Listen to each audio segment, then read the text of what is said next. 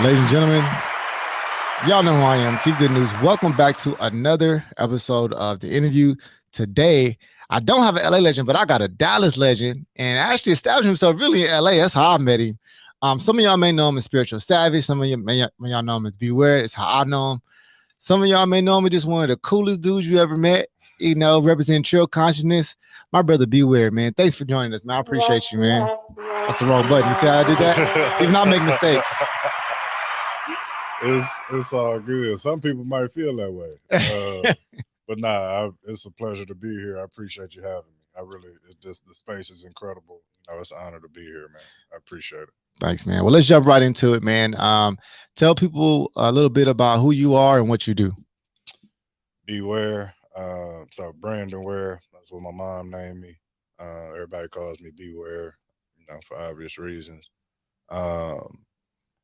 I was born actually in Indiana. I done went back to the cap. Back to the cap. Hold on.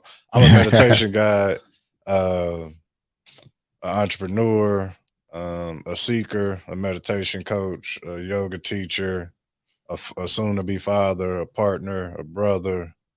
Yeah, that's me. So, I think I try to help people get the most out of themselves spiritually and provide things that were beneficial to me to other people to, see if that could help them out. So, that's kind of what I do right now. Co-founder of Rehydrate. I know you had Flip on, working with him in Pod Lab. So yeah, serial entrepreneur, but spiritual coach, meditation guide, yoga teacher, all that. Yeah, man. Hey, it was really because I was writing out the description for this. I'm like, man, this dude is kind of like you're like a unicorn, bro. You know what I mean? Like real talk. Because one, we don't find many black people in the space that you exist in. Right. And then also, especially not from where you come from from the South, Right. and still representing the culture of the South, Right. as you carry it so well, man. So you to me are a very, very unique individual, man. And that's really why when you told me you was out here, like, I gotta have you. Or when I talked to you before, like, I want to have you on, bro, because I think you represent something very unique that's not often found in the black culture, and especially not in uh the medical, not medical, but mental health space that you Right. provide. Wellness. So, wellness. There we go. Yeah, Better word. There we go. See that's why you're the professional. Yeah. Hey man, hey, move that mic a little bit closer to you, man. Just move it back a little bit. No, just the mic, just move it back some towards you. Yeah. You got one of them nice common voice. Y'all can tell he do meditation and yoga. Yeah. But let's jump into that, man. Tell us a little bit about how you grew up, where you grew up, and what that was like. So I grew up in the D. I tried to take you through the whole story and at the beginning, but I grew up in Dallas. Well, really a suburb of Dallas called Plano. So I was in Dallas or Plano since I was about 7 years old. So that's home. I was actually born in Indiana. My people are from Flint, so I was in Flint for about 2 years, and then I was in Atlanta for about 4 or 5 years, and then from seven on, I grew up in Dallas. So that's where I'm from. A lot of people say born and raised, not born, but definitely raised in D for sure. Yeah, and I spent some time in Texas, so I feel like that's kind of like one of my second homes. I know a little bit about Plano, and I know a little bit about Oak Cliff. You know what I mean?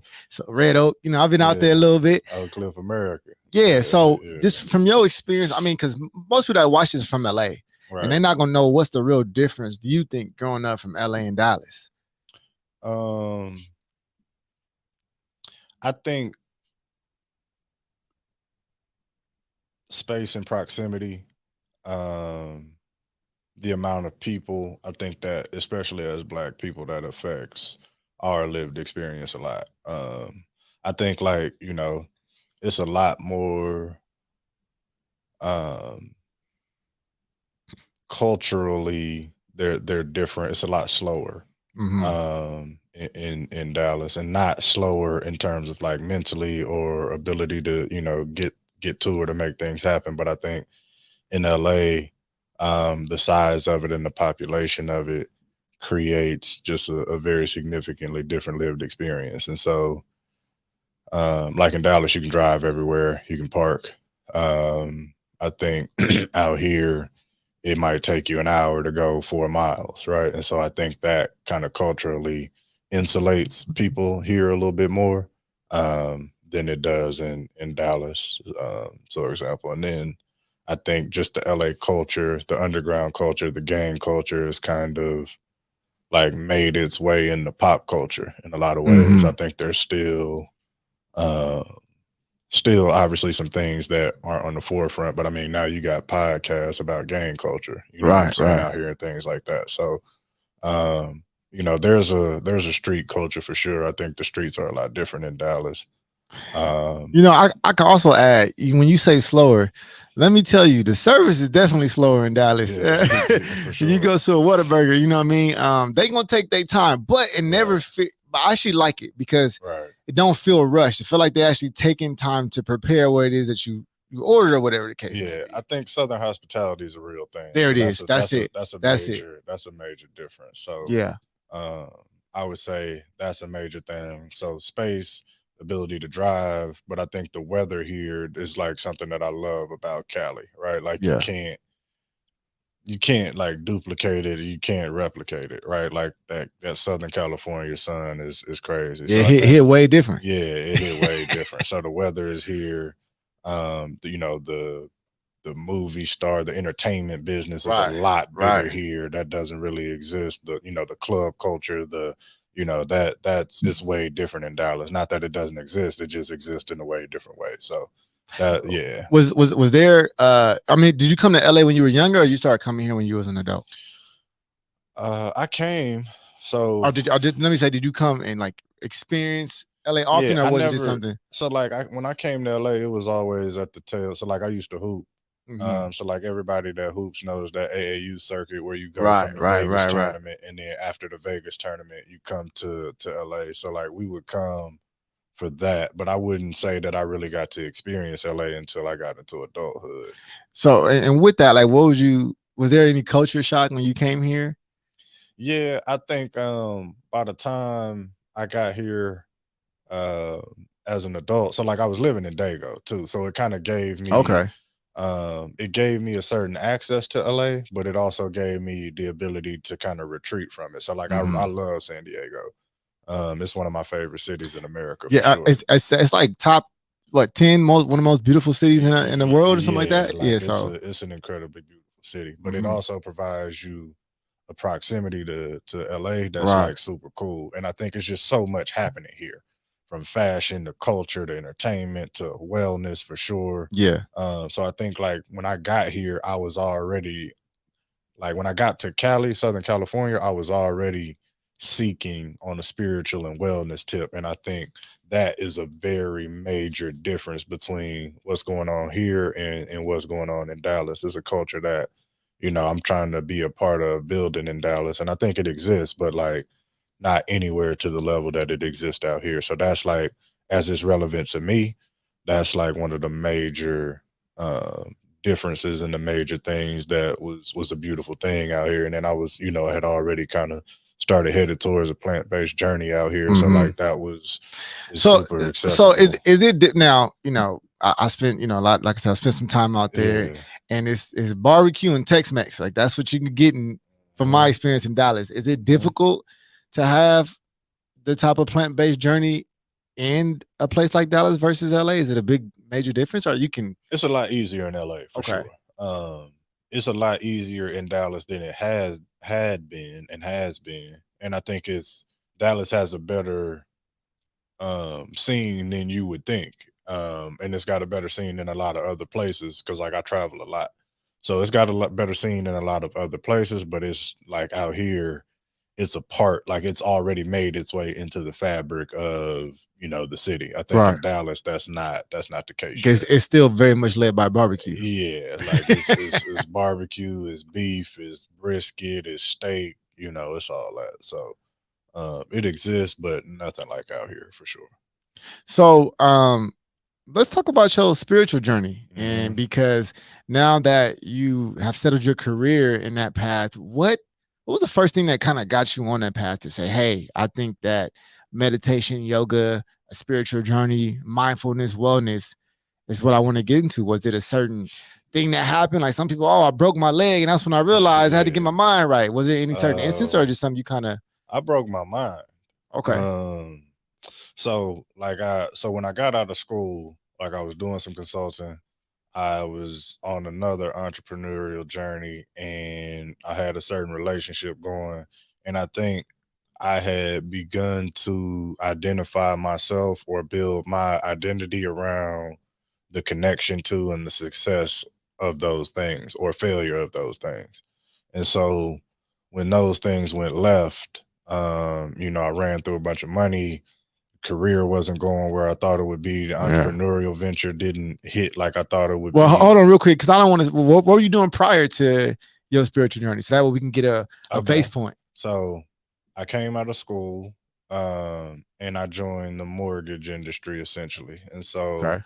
I was working at a subprime mortgage servicing company. So around that time, I graduated in 2010 from school. And so around that time, a lot of the bulge bracket or the big investment banks, so Goldman Sachs, Morgan Stanley, Lehman Brothers until they crashed. They were in the subprime mortgage kind of space, and that was like right around the crash. And so what they were doing was selling subprime loans, and then there were different arms. So like if you had one of those mortgages, you weren't gonna call Goldman Sachs or you weren't gonna call Morgan Stanley and like get them on the phone. So like you would call one of these subprime servicer companies to service the mortgage, right? So To take payments, send out statements, all that type of thing. I mean, so like let me ask you, because now, and I don't want to jump ahead, but now you're one of the most poised individuals I know, right?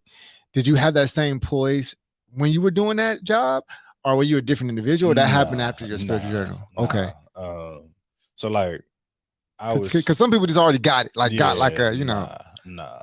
I was talking to my old lady, and she's the one of the things she constantly tells me is like, she's never met somebody who is composed by work or like who has like gotten there by effort. And so I think that's definitely me, right? Like my spiritual frameworks are one of the things that, or some of the things that keep me in this place. I think without them, right, people that know me from back in the gap, they'll tell you like anger, a quick temper, a short temper is like a very comfortable place for me to live. And so prior to that, I definitely existed. Prior to this journey, I definitely existed in that space for sure. I mean, and shout out to the homie Marcus Cargill. He the only other person I know that I can compare. Y'all one of the two most poised individuals, and both of y'all have taken spiritual journey. So let's jump into that. Okay, so you go from selling mortgages, or in a financial. I was doing project management. Okay, so like I was able to cut my teeth on actually managing projects. So taking the company or taking the technology from this point to this point, but like that's what the company did. Okay. And so to your point, like after the crash and the regulation after it, like they started to shutter those companies because the subprime mortgage, like it wasn't a thing no more. Like the regulations came up, you couldn't rock the same way. So out of that, I was doing some consulting, and then so like still in the mortgage space. And then after I was doing some consulting, I jumped into an entrepreneurial venture. Right. And that was it was called Tag Cash and Sport Yourself. So like my boy had an idea to basically make like a visual encyclopedia. And then like the thing was that we were like that made it special was this tracking software or this tracking ability to tag video essentially. And so we wanted to apply that to like an affiliate marketing place. So like right now, you know how you can click on a page or click on a picture, find out where somebody got it, and then go buy it. We wanted to like marry that to affiliate marketing. So like if you bought something off my influence off of a picture, like we would give you a cut of the commission. Oh, I spent time in that space too, right before I was doing what I'm doing now. So yeah, very, very much so. Okay, so you go from that, and I'm, for me, that space is really what led me to personal development. For sure. Before that, I really never heard of it, didn't know what it was, didn't know who Jim Rohn was, didn't know who all these people were. So you go from that, right? And then, so how do you bridge the gap from, okay, now I'm trying to being an entrepreneur, Right. working in affiliate marketing, and then I go Right. into yoga and meditation. That's a huge It's difference in jump. it's a significant leap. Right. So I I had saved up a lot of money, right? But when you're an entrepreneur, right, that runs that like when I think about how Out of much here. money I ran through, if I'd have just put it in a ETF or a mutual Yeah. fund, like CD account, whatever. I would be feet up. Yeah, But right. but like I ran through it, and so like that hit rock bottom. A relationship I was in hit rock bottom. And so like all the things that like I had defined myself by externally, like they started to basically crack. That foundation started to crack around me. So when I no longer had those things, right, and I hit rock bottom, there was no foundation for me to stand on. There was nothing Right. for me to kind of build myself back up from. So like I had kind of been cracked completely, and I saw like, okay, without this, like, okay, you got this degree, but like, if like without this bread, without what I'm saying, outward expressions of your intellect, without or this relationship, without these things, like, what do you represent and who Right. are you, right? And so that was when I had to face like, it ain't a lot here. You know what I'm Yeah. saying? Like I gotta kind of like have something to stand on. So that took me into like meditation because I was so frustrated and angry about things that I needed to let go. So Yeah. like I was like, all right, how do you let something go? That's when I found mindfulness, right? Like staying in the present moment, the past, whether it happened 10 What? seconds ago or So 10 years ago. was it like a certain book, or you saw a video that kind of like what introduced you even into it? So I've always like I read like when I started, like I just started reading, right? Like I was so like I read the Bible, I read the Quran, Mm. I read the Pali canons, I read like I started reading the Bhagavad Gita. Well, really, I had no. Let me not even say that. That was I a huge one right there for yeah, me. The I didn't. Bhagavad Gita. Yeah, So, I didn't get all the way into it at that point. I started seeing certain stuff about the sutras, uh-huh. right? But I read a whole bunch of spiritual texts, What about right? the Tao? Did you get into the Tao Te Ching? Yeah, yeah, Wayne yeah, yeah, Dyer? yeah, yeah, Shout yeah, out. yeah, yeah, Okay. for Yeah, sure, I know you did. for sure, for sure. That's a beautiful one. But mindfulness, like, so I found Buddhism, but like not from a religious standpoint, because at that point I needed something that I didn't have to have faith to like get to. Like, Mm-hmm. I don't want to have to like show me and like Buddha said, like try it out and see. Mm-hmm. And so like that it's more of a philosophical framework for me than like a religious relationship with Right. Buddhism, right? So, but it was a very simple framework.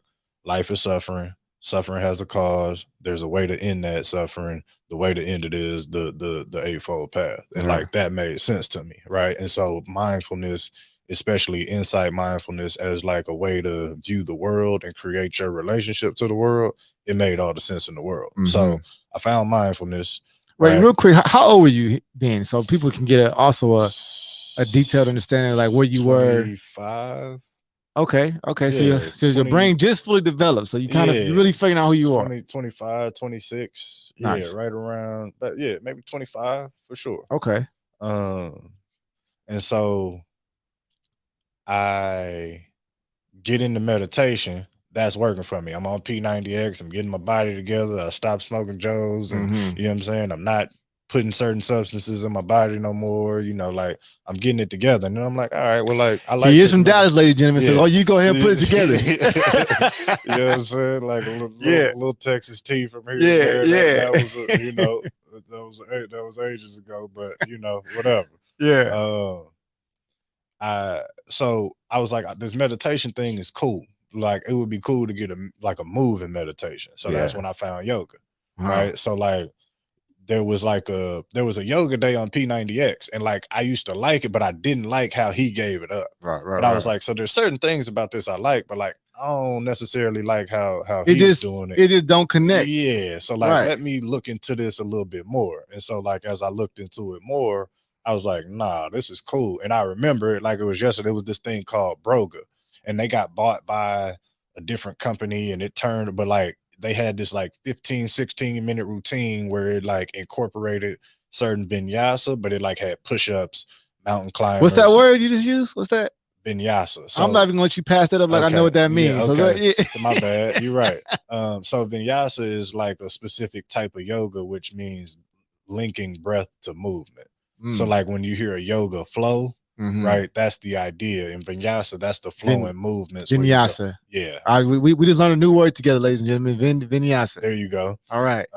So like it's the linking of breath to movement. So there's different types of, different yoga disciplines, Mm-hmm. right? So like the Ashtangas, it's not really a flow. It's the same postures in the same order every time. You know what I'm Right. saying? Like every time, don't miss. But so it was like these vinyasa, it was a vinyasa, so it was these flows, but like it incorporated push-ups, Mm-hmm. mountain climbers, Mm-hmm. certain little ab movements. So like I did that every day for like had to be 2 years, Mm. like every day. And I was like, okay, this is cool. So like, but like as I did that, then just naturally from there, the yoga practice started to evolve. Right. Things started to evolve from there. And then when I got to Dago, um, I had like, cause people your yoga practice, like the physical practice it'll ebb and flow. And I was Mm-hmm. like, I ain't been on the mat, you know what I'm saying, in a while. And then that's when I found my yoga teacher out here who did my teacher training. I was walking down Pacific Beat, or like the area that's PB, going to breakfast, and then they had like a crazy deal on some classes. So I went, um, did those classes, and it's probably like I probably been a yoga teacher 3 years now. But like this is probably 4 or 5 years ago where like I met her. Right. And then fast forward like a year or two later, she does a yoga teacher training. I take that. And so like that kind of turns me up even more into like the teaching or the coaching aspect. Cause like before that, my practice was completely personal. So let me ask this, because it's a kind of a two-part thing, because Right. one, I think you feel a lot, you check a lot of boxes that most of the time don't happen in yoga. One, you're male, Right. and I feel like yoga is generally a woman dominated space, or marketed to, should I say. In the West for sure. I Okay. think in Okay. India, definitely not. But like in Okay. the West for sure. Yeah. Yeah. So so that's one box. I think Mm-hmm. once again, a Mm-hmm. unicorn, and then you're a black male in the Mm-hmm. yoga space. That's a whole Mm-hmm. nother thing. And Mm-hmm. then but you bring the southern culture to it, and Yeah. then you got that's when you got trill yoga and trill Yeah. consciousness. Right. What kind of made you say, I'm going to bridge these two things together and make it a thing? Because do you feel like some people could be turned off by that because they feel like when they see the word trill or whatever it represents, like how are you able to bridge that successfully without having that type of, I guess, I mean, I think it's possible. Um, I think so. Trill means just that which is true and real, right? Like it originates from Port Arthur, and UGK, made it. Which there's kind of a Dallas, Houston, Dallas, Southern Texas thing, but like I was incredibly inspired by UGK, mm-hmm. and so that's kind of where that comes from for me. And then my consciousness was evolving. So, like to your point, I feel like I represent a juxtaposition of like a lot of different ideas or a lot of different ends of the spectrum, right? And so for me, it was like, okay, there are people that mentally like might be going through things that I went through that might look like me that cannot or will not probably as successfully receive it from some of these places that I was willing to go, Right, be it right. some of these texts or some of these people that I ended up talking to, or just how it was packaged. So it was like, all right, how do I share these things that really saved my life, Mm-hmm. that both changed and saved my life, with people that look like me, have similar experiences to me, and like give it up how I give it up. And so Right. that's really where Trill Consciousness was born. It was really like the evolution of my consciousness. So like you can be conscious, especially like my black consciousness as There we well, go. right? Uh-huh. You can be conscious and then you can still be true, right? And so like that's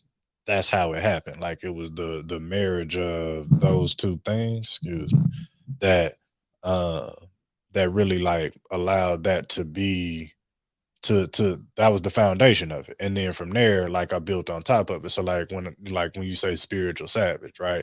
It's like those two ideas usually don't meet, or those two ideas usually Once don't go again, together, right? yeah, But it's like, yeah. nah, like that's me. Like I'm spiritual, right? But like still a savage. And then I think now like that's evolved the initial, because like I was a lot younger when I was thinking about it, but now I kind of reference it to like some of the spiritual practices that are like indigenous, like that are uh I guess original. original, Yeah. exactly, originate with us. Like those are things that got us called savages Right. Right. Right. by the oppressive culture. So it's like kind of turning that on I its see. head, I right? see. Like so it's like an oppressed other, right? Like a fearless other, right? Like that's kind of how I define savage right now, because it's like one that is willing to stick to themselves in the face of people telling them to change their religion, to change their culture, Right. whatever, right? So that's kind of those two ideas, like bringing those two ideas together. That's what true consciousness was about. That's what spiritual savage was about. And Yeah. like that's how, that's what I'm on. And I like I said, I like the use of the word consciousness. I think Hmm. that has the most impact from it because, Hmm. like you said, which is true and real. But the word consciousness is like Hmm. it's deep, and I think that now, as a Black community in general, we're starting to really understand what that even means Right. by the word itself. But for a person that is such as poised as you, and is so you have a demeanor that's usually not too high, it's not too low, it's always like just right for the moment, Right. and maintaining that type of state of mind. What does your day look like? So I want somebody out there like, if I could wake up and do a day of Be.Ware to be like him, like how do you start your morning? Is there any type of, I guess, ritual that you go through? For sure. Okay, can So you talk me through that? I'm at my best when like I'm in my routine. So like if you people that are close to me, like they know that, right? Like I'm at my best when I'm in my routine. So wake up.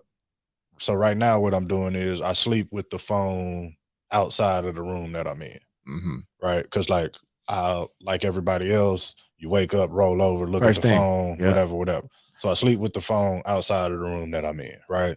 I get up, I go in my office, I sit down, I'll journal, right? And what that does is allow me to empty my mind Mm-hmm. before I get to my seated And this practice. is at what time? Just for details. What time did you say you wake up? 5:30. Okay. I'm like a real early riser, Okay. like a very early Right.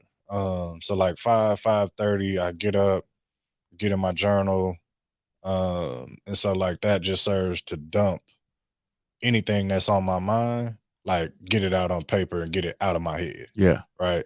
And so, for side note, for anybody, like if I highly recommend journaling, and like if you don't know where to start, just like write what you thinking. Like it don't matter what you like, it will start to come, and then like the ideas will get a little bit more organized, and then you'll start to get it's a beautiful thing. Yeah. So get to my journal, then I get seated, right? 15 minutes, maybe 10 minutes, you know what I'm saying? Depending on how I'm feeling, but 10 minutes, 15 minutes, then I get to my yoga flow. And That's so when you say you get seated, is that like meditation? That's yes, sir. a Yes, term for sir. me. See, I'm So I'm putting it in yeah, context okay, for the yeah. people My out bad, there. my bad. You are good. Yeah, my That's what I'm bad. here for. Yeah, nah, my bad. So I get Uh-huh. to a seated meditation, So you right? do a meditation for 15 minutes, Yeah, which is essentially difficult to be in that space for, especially a new person for meditating. sure. For sure. I'm not as deep into meditation I should be. I end up sometimes I go to sleep or whatever the case may be Yeah, because it is a practice right. and it is scary For to a certain sure. because you go through places in your mind that you're not used to going. For sure. Um, I hate to cut you off, but I really got to ask this for the people Nah, out there go listening. ahead. Do your thing. How do you get through that threshold of your own mind when you are meditating and it starts to kind of take you away from the reality? Because you get into a whole different reality essentially in your Yeah. mind. You go to a whole different space, and it's scary to detach from the physical element that we're used to. No, What do you have? that's an incredible question. I'm Yeah. glad you asked me. Uh, so I would say I ain't gonna count them. I'm gonna just run through them. The first thing is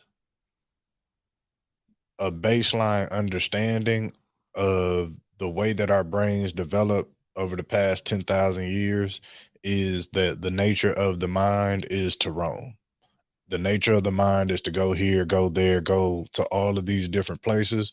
And so, like, those are called, those are like disruptions, right? Like in yoga and the Buddhist, like, those are disruptions to your peace, essentially, right? So, you have to accept that that's the nature of the mind, because a lot of times what people will try to do is control their mind right out of the gate. right? And that Mhm. creates like a relationship of force and a relationship of You start trying to think opposition. through it. Exactly. Uh-huh. Right. And that's the exact You opposite. got to allow. You're supposed to You allow your mind to do what it wants to do. exactly. Okay, So right, interesting. let your mind do whatever it's going to do. So don't think about what to think about. Don't think about what to think about. Mm. Just notice what's Oof. happening. Got some Like chills, bro. just notice what's happening and let that be cool. Like just let that be whatever it is, let that be okay. Like let What that if it's happen. what if somebody is experiencing something that's causing them fear within that? Because that happens too. Right. So there's this exercise in yoga that we call it watch the thinker. And so it's very that's the next thing I was going to get to. You have to separate yourself from your thoughts, right? And so we could get into a real deep philosophical kind of conversation about it, but basically all you have to think about it is like this. If I know that I am thinking, who is the I that is experiencing these thoughts? Because if I were these thoughts, right, I wouldn't be able to differentiate between I am experiencing something that is thinking, which is the mind, Yeah. and like I am something else. Right. Right. So Right. For sure. if you can separate right yourself from your thoughts, you can remove the emotion of what you are thinking or what you are feeling from who you are internally, who Yeah. you are at your foundation. Right. And so spiritually, like that, when you can do that, that's like a very, very important concept Yeah. because then you can approach the mind and the self with a sense of compassion. Yeah. Like, okay, you're experiencing fear. I love you, like talking to yourself, right? Mm-hmm. Like you can treat yourself with, in Buddhism, they call it loving kindness, right? Right. Like there's a loving kindness meditation that's a function of insight meditation. Mm-hmm. And that gives you insight into the nature of what is actually there. So like instead of me chasing down a thought process, I get scared. I feel scared right now. Right, because now you once again you're thinking what to think. Exactly. Huh, man. Right. Hey, I'm really glad that you asked that because I mean maybe I asked it for myself, Yeah. because I'll try it and I started getting out of myself. I start literally losing my physical sense of self, Mhm. and that causes fear, which causes me to come out of my meditation. Come out of the And meditative it state, doesn't for doesn't sure. take long. It don't take long at all. 2 minutes, and I'm like, I'm feeling weird. I gotta open my eyes, or Right. I need to touch something, or I need to get back in touch with what I felt like is reality. But Yeah. there's a whole different world in your mind. Yeah. And that's what mindfulness is moment to moment awareness. Can we get a practice real quick, because you do this thing that I'm aware of, and I think that Yeah. you're most coined for is what you call a mindful minute. Right. And that has been something that has got a lot of people's attention. You've done it on Instagram, you've done it, on social media, Right. and I think that is something that, as far as I'm concerned, is what you have definitely established yourself as something. I don't really know what people do. I mean, what other people do, but Right. that has been something that you have definitely led with. Can you give us an example of what that looked like, or just actually just go to give us a full mindful minute right now? I'm with you on here. So for sure. It might be like 2-3 minutes, but for sure. Yeah, right. It really is a couple minutes, but mindful moment. You know what I'm saying? There we go. Yeah. All right. So I'm to take me through the process. I mean, I know how it starts, but I'm all the way locked in with you. I got you. All right. So first thing we're gonna do, we're just gonna take a deep inhale through the nose together. Exhale, slowly release it. We're gonna do that 2 more times. Deep inhale through the nose together. Exhale, slowly release it. Last time. Deep inhale through the nose together. Exhale, slowly release it. Now I just want you to notice where you are. Make sure your feet are flat on the floor. Pay attention to where your sit bones make contact with your seat. There's a natural curve to the back, so just let that exist. You can sit upright, but we don't want to be rigid, right? We want to be wakeful. We want to be upright, but we don't want any force. And then imagine a string is pulling you through the crown of your head, and allow the shoulders to relax. So we'll take a deep inhale together. Exhale, slowly release. And I want you to bring attention to the top of the head, to your crown. Notice any sensations. Is it warm? Is it cool?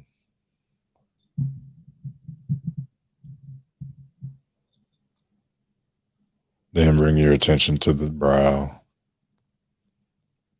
Is it wrinkled? Take a deep inhale through the nose. Exhale, relax your forehead. Then bring your attention to the jaw. A lot of times we hold tension here. Just notice if you're clenching. So take a deep breath in.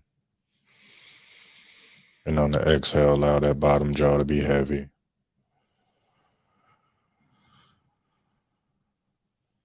And bring your attention to the neck. Just notice what's going on. Are you straining? Is there any tightness? Just allow that tightness to relax. And bring your attention to the shoulders. Allow the shoulders to be heavy. Notice if they're up by the ears. And if they are, allow them to draw down the back. And bring your attention to your collarbone, to your chest area. Notice, are you clenching? Are you tightening? Take a deep inhale here. Exhale, release any tension in the chest and the collarbones. And bring your attention to your core. It's what holds us upright. Allow the core to relax and just be. And bring your attention to your hips. These are like the junk drawer of the body. We store emotions and trauma, anxiety, all types of unpleasant things here. I want you to take a deep inhale in, and as you exhale, imagine all those things melting into your seat, out of your body, out of your hips. And bring your attention to the quads, to the knees, showing gratitude to the legs. They carry us around all day. Take a deep inhale here. Exhale, release any tension in the knees. And bring your attention to your shins, to your ankles, to your feet. Feel where your feet make contact with the floor. Feel grounded, feel supported. And take a deep inhale through the nose. And on the exhale, let any tension, any tightness, any worry, anything that no longer serves us melt into the floor.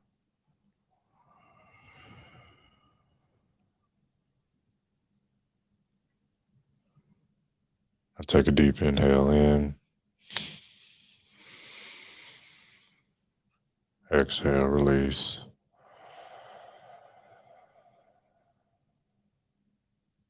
Two more breaths. Deep inhale in.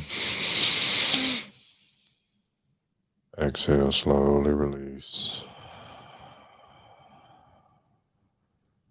Last time. Deep inhale in. Exhale, slowly release.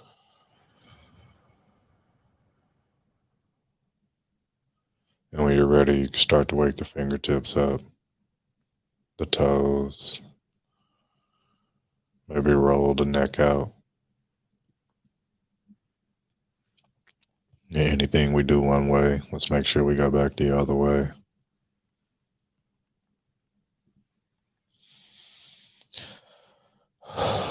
And when you're ready, you can open your eyes. Man, let me tell you.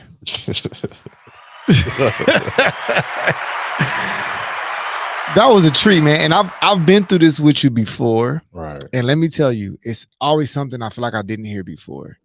The first time you did that, and I was a part of, I experienced this.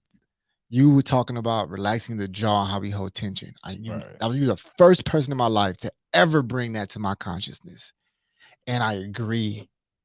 I'm like, whoa. Ever since then, literally, that's been stuck to my mind. And now when I am feeling like it, I'm like, man, is my jaw? Am I relaxed? My jaw relaxed? Right. And this time, I don't think maybe you said it before, but I think each time it's like listen to the same song of a Lil Wayne. You always get Right. something different. Get something different. Right. You talked about the brow and the wrinkles, Right. and I always talk to my girl about that. I'm like, yo, hey, there's wrinkles in your brow. What's going on? Like, there's Right. something you're concerned, or Right. whatever the case may Right. be. So the hips, the shins, I don't remember I don't know. You add the shins in. That's something new, Yeah. or you always been doing the Yeah. shins. But Sometimes I do it. okay, is this Sometimes what I it is? don't. Okay, I ain't never got that one. The shins is Yeah. new for me. So, Yeah. man, I appreciate that because then the process of breathing oxygen, which literally gives us life, is everything. And I don't breathe. I don't take those type of breaths if I'm not guided. So, ladies and gentlemen, you just experienced a true guided meditation by the one and only B.Ware. So I hope that was a treat, man. That's going on Instagram for people to see I and appreciate experience you. as well. I appreciate you, I got man. two more questions for you, man. I'm gonna let you Sure. go. For sure. One thing I want to talk about spiritual savage, the clothing line, the clothing brand. For sure. Talk to me a little bit about that, what that represents. So I think especially like when I started it, there was a time where I felt like we as a people were spending a whole bunch of money on brands that didn't necessarily care about us. And so I was like, well, I could just wear my own stuff, right? That Right. represents me, that represents my ideas. And so Spiritual Savage is about to be trademarked any day now. But it represents clothing that gives off the feel, the look, and the energy that like I would like to project out into the world. And so it's really like I call it elevated athleisure or spiritual streetwear. And that's how that came about, and that's what we're doing right now. I actually got some on And right I was about to say, and now. y'all see him wearing it, and Yeah, and I always see you wear. You always wear branded. I love the color patterns that you use. Outside of black and white, everybody uses. I love. I was looking online before you came. Honestly, I was looking at the stuff, and I saw my guy Danny out there, doing his thing, yeah, and Dre. But I really like the like pastel purple outfit. I thought that yeah, was because it's hard to make colors like that feel good to wear for men. We got trouble mhm, sometimes, yeah, but I like that you picked that, yeah. and well done, my brother. And I appreciate that. my last question, and the most important, I feel like I gotta ask everybody because everybody don't get this opportunity. Right, One day it will be your last day. for sure. If today was your last day, what would be a message you want to leave on your family, friends, and loved ones? Um, to my family, um,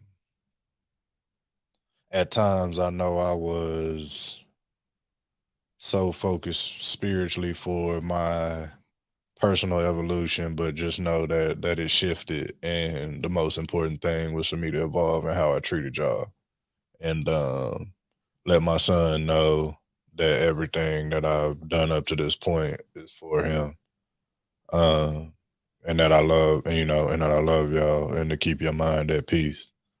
My friends, the same thing. I think I endeavored to be the best person that I was, and I think ultimately the most important thing in the world that we can have is peace of mind and our Mm. health. Oof. So I think those two things are related. So I would say treat yourself well, treat yourself with compassion, treat yourself with love, um, and do something every day that helps you maintain mental clarity, peace of mind, and your mental health. And then apply that to your body. Eat well, laugh hard, treat people well, you know what I'm saying? Love the people around you. Um, and strive to evolve spiritually and as a person. And I think everything else will take care of itself. I can't tell you how much I appreciate that message, man. I feel like you're talking to me. I needed to hear it just as much as Sure. the people you're talking to. So, man, I appreciate you for coming out. B, honestly, it's I knew it was gonna be a pleasure, but it truly was an experience. Let me say that. And I've done quite a bit of these, and nobody's ever walked me through a meditation and gave me the feeling that you just gave me, my brother. And for that, I'm most appreciative. Yeah, I really appreciate you having me, man. This is a great opportunity. I'm honored to have been here. So, thanks for bringing me through. Ladies and gentlemen, you have just been introduced, if you wasn't already, to B.Ware entrepreneurs, owner of Spiritual Savage, and a guided meditation instructor.